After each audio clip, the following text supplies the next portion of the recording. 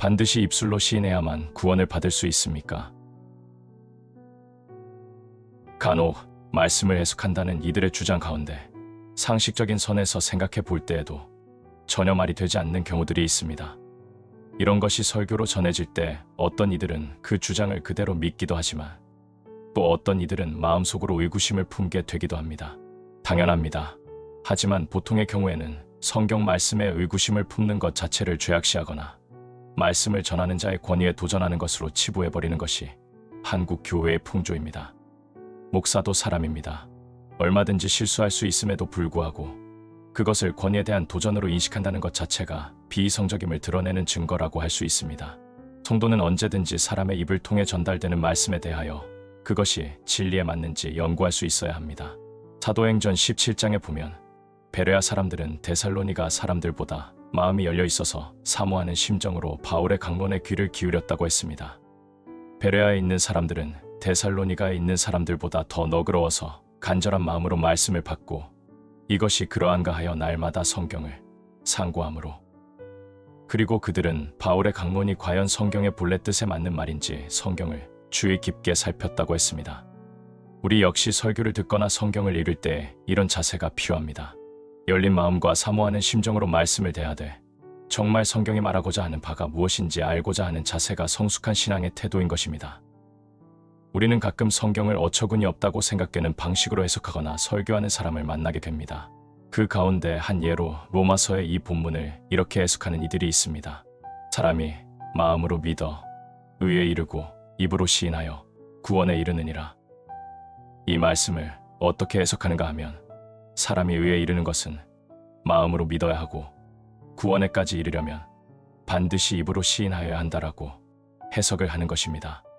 다시 말해 성경의 입으로 시인하여 구원에 이른다고 했으니 믿는다는 사실을 입으로 말하지 않는 사람은 구원을 못 받은 것이라고 주장하는 것입니다.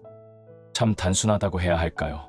순진하다고 해야 할까요? 성경 말씀을 고지고대로 받는 것은 좋습니다만 이쯤 되면 문제가 심각한 것입니다. 실제로 성도들에게 아멘을 크게 소리내어 말하기를 종용하는 이들에게는 이 말씀이 그야말로 공격용 무기가 되어 잘 활용하는 말씀이 됩니다. 강단에서 예수님을 믿습니까? 라고 소리치면 아멘이라고 크게 화답해야지. 그렇지 않다면, 즉 입으로 그것을 표현하지 않는다면 그것은 그가 구원받지 못한 증거라고 주장하는 것입니다. 정말로 아멘이라고 입으로 크게 말하지 않으면 믿지 않는 것입니까? 말씀의 본뜻이 그런 것입니까? 실례로 어떤 성도들은 성격적으로 조용한 편이고 또 대중 앞에서는 박수를 치거나 크게 대답하는 것을 잘하지 못하는 이들도 있습니다. 그렇다면 그런 사람들은 입으로 시인하지 않았기 때문에 구원을 못 받는 사람이 된단 말입니까? 또는 이러한 표현을 좋아하지 않아서 입으로 말을 내지 않는 수많은 사람들은 모두 다 이 부류에 들어가 하나님 나라의 발을 딛지 못하게 되고 마는 것입니까? 참으로 유아적인 해석이 아닐 수 없습니다. 이러한 입으로 고백하는 행위에 대해서는 임종과 관련하여 심각한 문제성을 띠기도 합니다. 어떤 사람이 죽기 직전에 신앙을 고백하지 않으면 그는 천국에 가지 못하게 되는 사람일까요? 아니면 반대로 죽기 직전에 신앙을 고백하면 그 사람은 100% 구원을 받은 것입니까? 어떤 분은 평생을 잘 믿다가 마지막에 돌아가시기 직전에 주님을 부인하는 듯한 모습을 보이는 사람이 있습니다. 우리가 이런 모습만을 보고 절대적으로 그 사람이 하나님의 자녀가 아니라고 단정하여 말할 수 있을까요? 결코 그렇지 않습니다. 사람은 나약한 존재입니다. 우리의 뇌는 더욱 그렇습니다.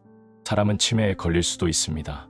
죽음이 임박하게 되는 경우 정신이 혼란스러워지며 제대로 된 판단을 못하게 될 수도 있습니다. 마취를 해본 이들은 아실 겁니다.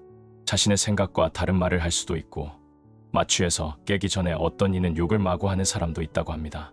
그와 같이 임종 직전에 정신이 혼란한 상황에서 어떤 말이나 행동이 비신앙인처럼 보일 수도 있습니다. 그런데 그 모습을 가지고 그 사람의 구원 여부를 판단한다는 것이 상식적이라고 생각하십니까? 돌아가시기 직전에 할렐루야 주님 나를 받옵소서 하시고 떠나시면 더할 나위 좋겠지만 여러 다양한 환경 속에서 임종 직전의 몇 가지 모습으로 한 사람의 구원 여부를 속단해서는 곤란하다는 말입니다. 반대로 죽기 전에 신앙을 고백한 듯이 보이는 사람도 마찬가지입니다. 임종에 직면하지 않은 보통의 사람들 중에서도 나는 예수님을 믿는다고 말할 수도 있습니다. 그러나 실제로는 그런 믿음이 전혀 없는 사람들이 많습니다. 거짓말인 것이지요. 실제로는 믿지 않으면서 그렇게 거짓말을 하거나 혹은 자기는 믿는다고 생각하는데 그것이 사실은 전혀 기독교가 아닌 경우도 있는 것입니다. 일종의 무속신앙 같은 방식으로 믿으면서 고백을 하는 경우입니다. 이런 사람들은 입술로 고백했기 때문에 모두 하나님의 백성이 맞습니까? 평생 믿지 않던 사람이 임종 직전에 옆에서 시키는 대로 따라서 영접한다고 말을 했으면 천국행 티켓을 바로 따낸 것처럼 좋아하고 환호하는 모습이 과연 정상적이라고 말할 수 있습니까? 많은 사람들이 신앙을 이런 따위의 것으로 생각하기 때문에 임종 직전에 있는 사람을 어떻게든 천국에 보내려고 애타게 아버지, 예수님 믿는다고 빨리 말씀만 하세요. 어서요, 천국 가셔야죠 라고 하는 모습을 종종 보게 됩니다. 아들, 딸 된 입장으로서 아버지가 천국 가기를 원하는 마음은 이해가 가지만 정말 어이없는 장면이 아닐 수 없는 것입니다. 믿음이라는 것이, 주님을 영접한다는 것이 죽기 전에 말 한마디를 하고 안 하고에 따라서 천국에 갈 수 있는 티켓을 따는 것이었던가요? 가족과 친지의 영혼을 사랑하는 것은 이해합니다. 하지만 자기의 친구들을 위해서 하나님의 주권 따위는 발바닥 밑에 밟혀도 괜찮습니까? 이런 종류의 신앙 고백은 성경의 본래 의도와는 전혀 다른 것입니다. 그런데도 성경이 입으로 시인하여 구원에 이르느니라고 말씀했기 때문에 그것을 그저 입으로 말하면 된다는 식으로 이해하는 사람들이 적지 않다는 것입니다. 이것은 결코 성경적 믿음이나 신앙이 될 수 없습니다. 오히려 성경은 이 본문과 전혀 반대되는 가르침을 말씀하고 있지 않습니까? 나더러 주여 주여 하는 자마다 다 천국에 들어갈 것이 아니요라고 하는 구절은 그럼 어떻게 해석하시겠습니까? 성경을 옳게 해석하려면 모든 구절들과의 상치가 없어야 합니다.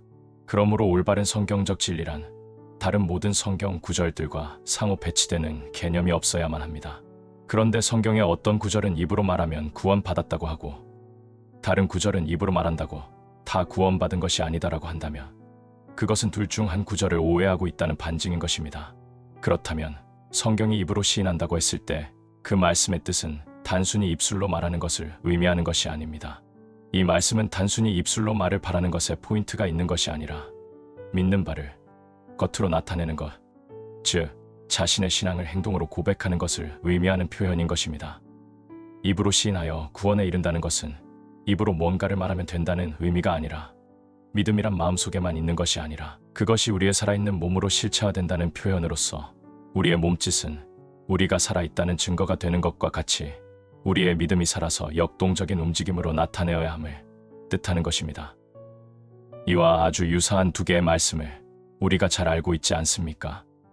로마서에서는 구원은 오직 믿음으로만 받는다고 말씀하고 있지만 야고보서에는 반대처럼 들리기도 하는 행위가 없으면 죽은 믿음이다라고 말씀합니다. 이 둘은 반대되는 것을 말씀하고 있는 것처럼 보이지만 어떻게 이 두 말씀이 모순 없이 진리가 될 수 있는 것일까요? 믿음이란 것은 필연적으로 행위를 동반하기 때문에 사실은 두 말씀이 모두 틀리지 않은 것입니다. 입술로 고백한다는 것도 그런 것입니다. 살아있는 믿음, 구원받을 만한 믿음을 가진 사람이라면 그의 살아있는 신체 구조 가운데 하나인 입술로 믿음을 고백하는 것과 같이 구원받은 자의 삶이 살아있는 신체 가운데 손으로 표현되기 마련이며 또한 그의 신체 가운데 발로도 드러나게 된다는 사실입니다. 왜냐하면 그의 믿음이 살아있는 믿음이기 때문에 그의 살아가는 삶에서 반드시 드러난다는 표현인 것입니다. 그런데 이런 고차원적인 표현을 전혀 이해하지 못한 채 성경을 그저 문자적으로만 읽으니 입으로 소리내어 고백해야만 구원받을 수 있다는 식의 유아적인 해석을 하고 마는 것입니다. 로마서의 이 말씀은 우리에게 신자의 믿음이란 진실한 행동으로서의 나타남이 있어야 된다는 점을 가르쳐주는 보화와 같습니다. 이 말씀은 우리에게 마음속으로만 추상적으로 그리는 것은 믿음이 아니다 라는 점을 잘 가르쳐줍니다. 참된 믿음이란 반드시 행위가 동반됩니다. 그런데 이것을 입술로 말을 하는 것 정도로 이해하여 실제로 마음속에는 믿음이 없음에도 혹은 불확실함에도 아멘만 크게 외치면 구원에 도달할 것으로 착각하게 만들어서는 안 될 것입니다. 그건 하나님의 고상하고 아름다운 진리를 형편없는 수준 이하로 떨어뜨려 버리는 꼴이 되는 것입니다. 우리는 말씀의 본의를 제대로 읽을 수 있어야 합니다. 제발 교회 안에서 성도들을 수준 이하의 맹목적인 신자로 만들어 버리거나 자신들의 사욕을 채우기 위해 사람을 선동하기 위한 목적으로 존귀한 말씀을 아무렇게나 곡해하는 일이 사라지기를 소망합니다.